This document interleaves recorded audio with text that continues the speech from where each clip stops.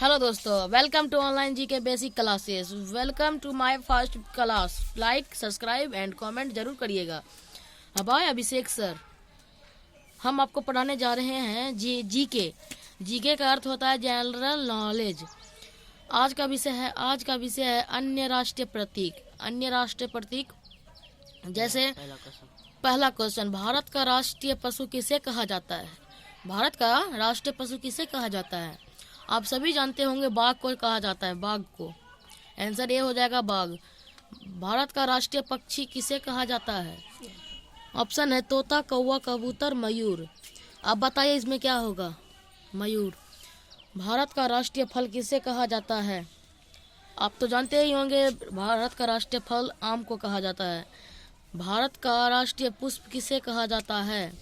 भारत का राष्ट्रीय पुष्प गुलाब को तो नहीं कहा जाता है, गेंदा को भी नहीं कहा जाता है, चमेली को भी नहीं कहा जाता। लास्ट में बचता है कमल, कमल को कहा जाता है।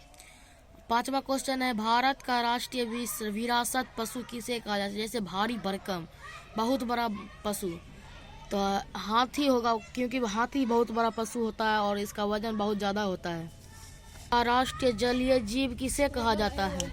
ऑप्शन है तारा मछली, गंगा डॉल्फिन, कछुआ, सील मछली। तो इसका आंसर होगा गंगा डॉल्फिन।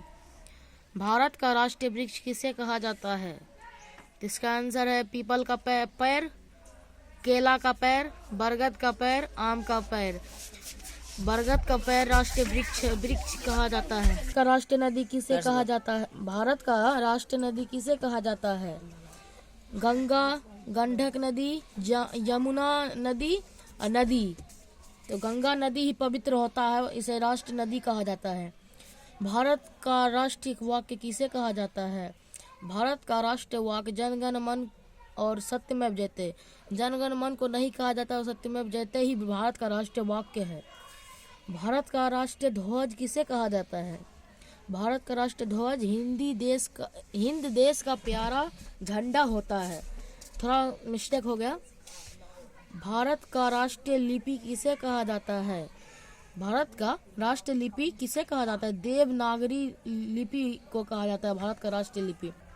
और लास्ट और अंतिम है क्वेश्चन, भारत का राष्ट्रीय नारा किसे कहा जाता है? भारत का राष्ट्रीय नारा जो होता है सत्यमेव जयते होता है। और इस वीडियो में जो भी गलती होगा, पहला वीडियो है इसीलिए गलती हो रहा है, आगे से नहीं।